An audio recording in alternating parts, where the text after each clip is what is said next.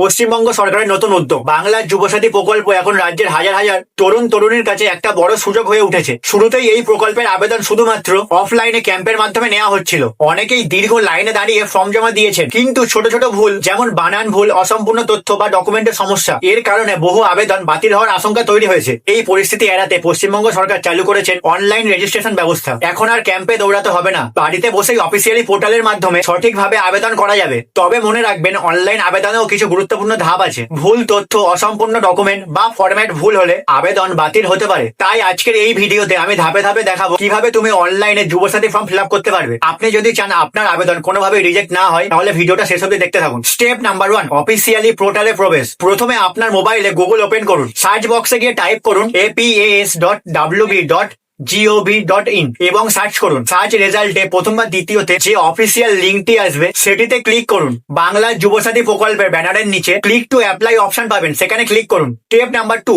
প্রয়োজনীয় ডকুমেন্ট। আবেদন করার আগে নিচের এই ডকুমেন্ট গুলো স্ক্যান করে রাখুন। আর হ্যাঁ, প্রতিটা ডকুমেন্টের সাইজ কিন্তু 2 MB হওয়া দরকার, না হলে কিন্তু সাপোর্ট নেবে না। এখন শোনো কি কি লাগবে। মাধ্যমিক অ্যাডমিট কার্ড, মাধ্যমিকের মার্কশিট, আধার কার্ড দুপাশের ফটো একসাথে, ভোটার কার্ড দুপাশের ফটো একসাথে, ব্যাংকের পাসবুকের প্রথম পাতা, SC ST OBC হলে caste certificate, passport size colour ছবি, আবেদনকারীর সিগনেচার। সব ডকুমেন্ট গুলো সঠিক ফরম্যাটে ও নির্দিষ্ট সাইজের মধ্যে রাখবেন। Step number 3, mobile verification. Apply অনলাইনে ক্লিক করুন। মোবাইল নাম্বার এন্ট্রি করে ক্যাপচার কোডটা লিখুন। গেট ওটিপি তে ক্লিক করুন। মোবাইলে আসা ওটিপি দিয়ে ভেরিফাই করে নিন, তারপরে ফর্মটি ওপেন হয়ে যাবে। স্টেপ নাম্বার 4, বেসিক ডিটেলস পূরণ। এই ফর্মটি 3টি ধাপে সম্পূর্ণ করা হবে। বেসিক ডিটেলস, ডকুমেন্ট আপলোড আর ফাইনাল সাবমিট। এখানে যা যা পূরণ করবেন: আধার কার্ড নাম্বার, নাম লিখতে হবে মাধ্যমিক সার্টিফিকেট অনুযায়ী, জন্ম তারিখ, বাবা ও মায়ের নাম, বিবাহিত হলে স্বামী ও স্ত্রীর নাম, ক্যাটাগরি SC ST OBC হলে সার্টিফিকেট নম্বর দিন, ঠিকানা লিখতে হবে যেমন গ্রাম, পোস্ট অফিস, ব্লক, জেলা, পিনকোড ইত্যাদি। মাধ্যমিক পরীক্ষার বোর্ড, রোল নম্বর, পাশের সাল,